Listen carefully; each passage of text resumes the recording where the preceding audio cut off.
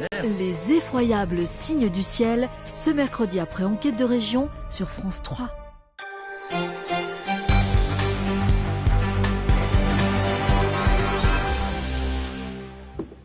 Bonsoir et bienvenue sur France 3 Côte d'Azur. C'est le 19-20 qui démarre comme tous les soirs, vous le savez, pour une heure d'actualité jusqu'à 20h avec à la une ce soir un mort et un blessé victime d'un éboulement sur le chantier du futur site d'enfouissement de déchets nucléaires à Bure dans la Meuse. Un drame qui relance la polémique sur ce projet très contesté par les associations écologistes.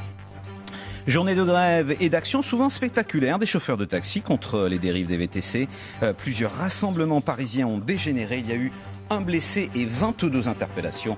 Matignon promet la nomination d'un médiateur. Voilà les deux principaux titres qui seront développés tout à l'heure à 19h30 dans la partie nationale et internationale de cette édition. Dans un instant, dans le journal régional, nous reviendrons donc sur ce mardi de grève pour la fonction publique. Les fonctionnaires du Var et des Alpes-Maritimes étaient dans la rue pour réclamer des augmentations de salaire, grève aussi dans les collèges, comme par exemple à Valbonne, pour protester contre la réforme des enseignements.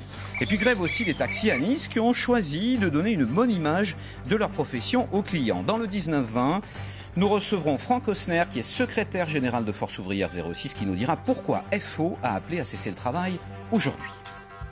En plus des grèves, la circulation a été très compliquée sur la Côte d'Azur en raison du déraillement d'un train qui effectuait des travaux à Cap d'Aille. Le trafic entre la France et l'Italie est interrompu depuis la nuit dernière, mais devrait reprendre dans les prochaines heures. Nous serons en direct tout à l'heure avec Bernard Perrano depuis la gare. Et puis, dans cette actualité chargée, on s'arrêtera sur un moment d'histoire. Le temps où des justes ont sauvé des juifs pendant la guerre. Aujourd'hui, puisque ces sauveurs sont morts, les villes de Vence et de Tourette-sur-Loup ont décidé d'honorer leur mémoire en décernant des médailles à leurs familles. Comme dans toute la France, plusieurs milliers de manifestants ont défilé aujourd'hui dans différentes villes de la région PACA. À Toulon, notamment, sur les images que vous allez voir, il y avait beaucoup de fonctionnaires, des hôpitaux, des crèches, des écoles, de différents services publics.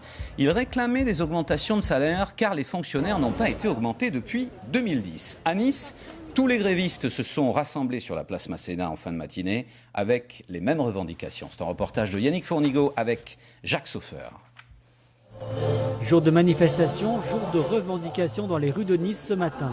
Tous les secteurs de la fonction publique se sont mobilisés pour dire stop à la politique d'austérité que le gouvernement mènerait depuis plusieurs années, principalement en matière salariale. Aujourd'hui, on crée quand même des richesses dans nos entreprises et les salariés n'en bénéficient pas. Donc oui, pour les salaires, l'emploi et les conditions de travail dans toutes les entreprises, parce que là je ne parle pas que la Poste, mais vraiment en général, je pense que tout salarié mérite beaucoup plus que ce qu'il gagne aujourd'hui. Ouais. Pour les fonctionnaires des services hospitaliers, des soins de qualité ne peuvent rimer qu'avec des emplois créés. Là, on s'aperçoit qu'au niveau des infirmières, au niveau des techniciens en imagerie médicale, c'est-à-dire des manipulateurs, au niveau des ASH, au niveau des brancardiers, il n'y a pas suffisamment de gens pour faire face dans un hôpital aussi important que l'hôpital Pasteur 2, qui est un hôpital de la 5e ville de France, qui draine les urgences de toute une région. Autre rassemblement, celui des enseignants du second degré. Depuis le mois 2000, se battent contre la réforme des collèges. Il va y avoir des disciplines qui vont trinquer, quoi qu'en dise la ministre. On sait pertinemment que dans le collimateur, vous aurez l'allemand, le latin, le grec, etc., etc. Ça va faire illusion pendant un an, mais après, la machine à détruire se mettra en place. Pour les syndicats, la mobilisation d'aujourd'hui est un message d'alerte adressé à la ministre de la fonction publique, Marie-Lise Lebranchu, à l'approche de la négociation sur les salaires prévue au mois de février. La CGT, FO et Solidaires sont à l'origine de la grève aujourd'hui. Avec nous dans le 19-20 ce soir, Franck Osner, qui est secrétaire général de Force Ouvrière pour le département des Alpes-Maritimes. Bonsoir. Bonsoir à vous. Vous réclamiez donc pendant la grève des hausses de salaire parce que vous dites que les fonctionnaires ont perdu beaucoup en pouvoir d'achat. Essayez de nous donner quelques exemples de salaires de fonctionnaires dans les différentes catégories. Mais écoutez, il y a 3 catégories. Dans la catégorie C, la plus petite, les fonctionnaires sont payés aux alentours de 1 400 € en moyenne, c'est-à-dire légèrement plus que le SMIC sans aucune perspective pendant 10 ans de progression. Dans la catégorie B, c'est entre 1 500 et 1 600 euros, avec une perte de pouvoir d'achat de 8% pour les 5 dernières années, et de ce qui nous est annoncé pour les 2 prochaines, d'entre 5 et 6. Donc ceci n'est plus tolérable pour nous. Vous dites que les salaires sont trop petits, sont trop faibles. Est-ce que vous pouvez nous dire un mot sur les fonctionnaires dans les hôpitaux? Parce qu'il faut rappeler que notamment aujourd'hui à Pasteur et puis dans tout le secteur hospitalier, dans le Var et les Alpes-Maritimes, il y avait des grèves. Et là, on dit carrément l'hôpital est malade. L'hôpital est malade, il y a une situation qui est très tendue. On pourrait faire une image, c'est une réelle cocotte minute. Aujourd'hui, ce sont les personnels d'exécution qui font une grande partie les tâches des aides-soignantes, les aides-soignantes qui font une grande partie des tâches des infirmières. À titre indicatif, aujourd'hui, une infirmière est payée 1 400 € au départ pour arriver à 1 600 € au bout de 10 ans d'activité. On parle des RTT aujourd'hui, mais les RTT ne sont ni prises, ni payées, ni récupérées. C'est une situation qui est intolérable. Et je vous donnerai un simple exemple.